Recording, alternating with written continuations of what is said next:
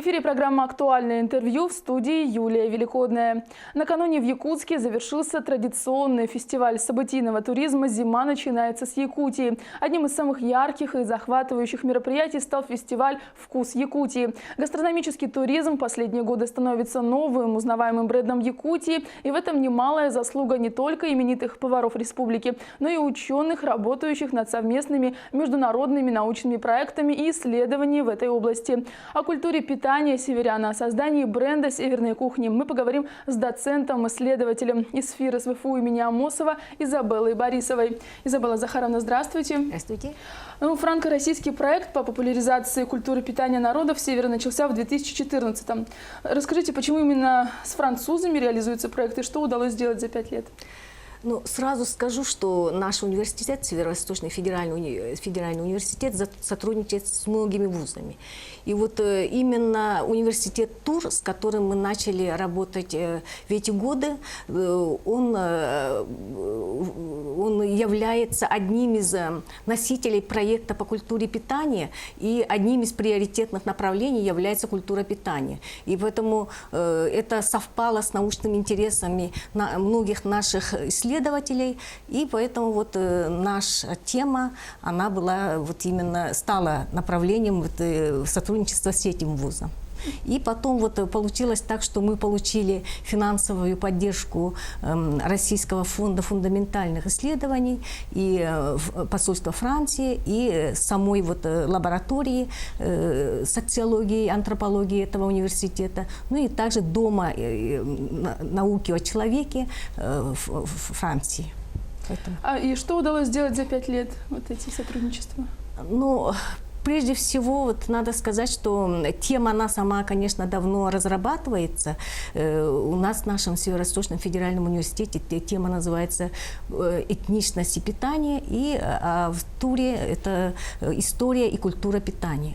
Ну, что удалось? Ну, мы наработали по 6 направлениям исследования. Ну, прежде всего, это, конечно, исторические основы, потому что культурой питания, в принципе, занимаются еще и с XIX века, известные польские исследователи, и наши местные исследователи работали, да, очень много исследований в этом плане.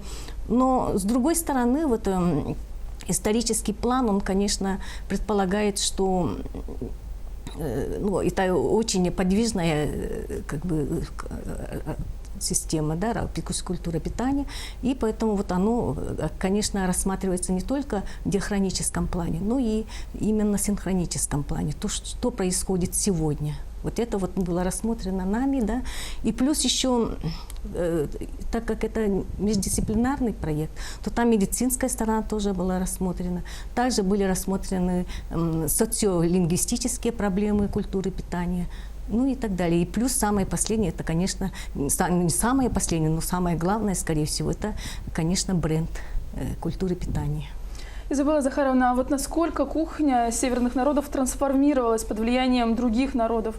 И вот что нужно сделать, чтобы сохранить самобытность и сделать вот северную кухню узнаваемым во всем мире брендом Якутии? Ну, в этом плане наше правительство ведет очень такую плановую работу. Это, конечно, это совпадает с ожиданиями международного туриста, да, можно сказать, иностранного туриста и российского туриста, потому что все-таки вот все время вот считалось, многие годы считалось, что север, холод и вообще вот наши территории, все это как бы некомфортная среда для обитания. И то, что северное питание, оно могло быть когда-то стать каким-то притягательным брендом, об этом как-то в свое время, ну, в разное время как-то было, в это было очень сложно поверить. Но сегодня это происходит. Как раз вчера завершился вот этот замечательный фестиваль, и он показывает, что все-таки северное питание, оно становится брендом притягательным, брендом, который может продвинуть вперед туризм в нашей республике. А вот в чем заключается научная и практическая значимость проекта? Ну, научная значимость, конечно, она большая, заключается именно в том, что мы использовали методику французских исследователей. До этого момента я уже еще раз говорю, что много было исследований, но в принципе в комплексном плане и вот с методами, с использованием методов, уже проверенных методов, это сделано, может быть, впервые, можно сказать, да. А вот в ходе исследований каким интересным, может быть, неожиданным выводом удалось прийти? Ну, неожиданным, может быть, можно сказать, потому что в ходе исследования, 5 лет уже работали над проектом, и было очень много экспедиций совершено франко-российских в разные регионы, в разные улусы нашей республики. Неожиданными, я не могу сказать, что неожиданные, но просто, может быть, в силу того, что наше исследование, оно является комплексным, то трансформация, изменения, которые происходят в культуре питания, то они, конечно, показывают очень четко показывают изменения и в состоянии здоровья. Также и, конечно, изменения и в языке, потому что как раз вот 4-е направление у нас как раз социолингвистическое направление. И вот там вот были получены очень, может быть, неожиданные результаты, да, потому что мы изучили в своих анкетах и вопросах 47 пословиц. И что касается якутского языка, но там еще и евенкийский язык, то 47 пословиц, которые затрагивают культуру питания, еду в якутском языке, да, то вот они были пропущены через большое количество людей. И вот получилось так, что нами, может быть, это впервые сделано, да, что какие-то пословицы, они живы, какие-то забылись, получились какие-то новые, появились какие-то новые пословицы, да, в этом плане тоже. И плюс табу, в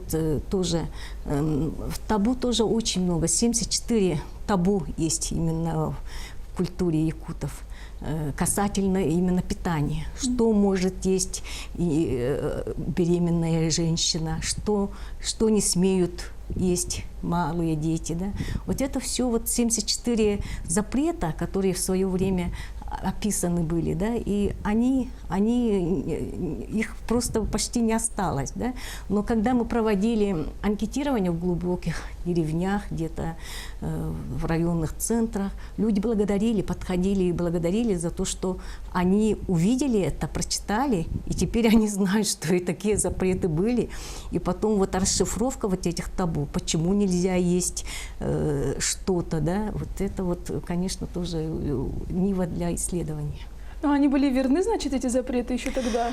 Но некоторые запреты, вот как многие говорят, они без каких-то причин просто, да. Например, нельзя ребенку есть язык карася, потому у него могут быть проблемы с речью. Потом в голове с крупного рогатого скота якуты находили 9 запретов. То есть что нельзя есть, что нельзя, кому нельзя. Это все было все очень хорошо описано. Очень интересно. А какие еще исследования предстоят в рамках проекта? В рамках проекта, значит, в историческом плане 2-я Камчатская экспедиция, да, там осталось большое количество нерасшифрованных текстов на немецком языке, рукописных, и это ждет своих исследователей, но это нужны специалисты со знанием немецкого языка. Потом в области самого содержания питания, то ферментированное питание. Сегодня это очень модно, да? А мы знаем, что у северных якутов и вообще в Якутии, да, принято было есть ферментированную еду. Да? Прежде всего, эта ферментированная еда касалась рыбы, это называлось сыма. И сегодня это забыто, да, но мы знаем, что у скандинавских народов это есть, да, и это довольно-таки распространено. И это, как показывают предварительные какие-то исследования, это очень полезно для здоровья. Да. И не только у вилюйских якутов, да, это было распространено у северных народов, да, и то, что это ждет своих исследований, да, тоже дальнейшее изучение. Потом и то, что касается молочной пищи, многое тоже утрачено, да, что касается, ну, плюс еще, вот если мы говорили о трансформации, да, то я еще раз хочу подчеркнуть, что именно в советское время, например, что касается питания северных народов, оленеводов, да, вот, к примеру, возьмем молоко оленя, да, и оно вот буквально вот 70-е годы оно перестало вот использоваться в питании, да, тех же оленеводов. Почему? Потому что была организована такая централизованная доставка продуктов. Прежде всего, это сгущенное молоко. Просто взять сгущенное молоко и им забелить чай. Плюс консервы доставлялись. Да, то есть вот так вот централизованно шла трансформация питания. Да, и потом, вот, и что происходит сегодня? Вообще вот тотальная безграмотность населения в этом плане, да, можно сказать тотальная, потому что мы не обращаем внимания на то, что мы кушаем, и об этом, если говорится, то оно сильно, может быть, не популяризируется, и молодежь очень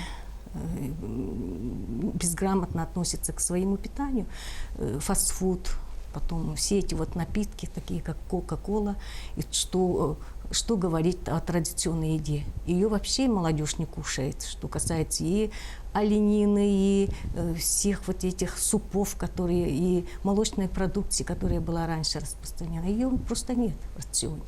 И потом неожиданные какие-то результаты принесли анкетирование среди молодого населения, да, то есть когда спрашивают, что такое традиционное, какие блюда традиционного питания вы можете перечислить. Пицца, пирожки – это якутская еда. То есть вот это вот незнание истоков, даже какие продукты они могут быть традиционными, это тоже сплошь и рядом. Ну и на днях Якутск посетила посол Франции. С чем был связан визит и каковы его итоги? Очень коротко расскажите, пожалуйста. Сильви Берман, она была в Якутске в рамках своего визита сибирских городов. Но я хочу сказать, что в 2004 году тогда Якутский госуниверситет подписал договор с посольством Франции и стал членом сети университетов-партнеров посольства Франции. И в 2009 году в 2004 году был создан центр по сотрудничеству с Францией, да, ресурсный центр. Ну и в 2009 году он стал университетским центром при управлении международных связей. И вот с этого момента, да, вот с 2004-2005, первый договор мы заключили в 2008 году, у нас сегодня уже 10 вузов-партнеров. Да? Но у нас это не просто коллекция этих соглашений, да? И получается так, что за каждым договором есть какая-то программа. И вот я думаю, что именно визит посла был связан именно не только с образовательным, естественно, да, но в том числе вот с образовательными связями, которые есть между нашими университетами. Да. И у нас в Северо-Восточном федеральном университете есть 4 программы, совместные программы с вузами Франции, 3 аспирантские программы, да, и вот развиваемся. Изабелла Захаровна, спасибо большое за беседу, что пришли к нам в студию. Я напомню, вы смотрели программу «Актуальное интервью». Не переключайтесь.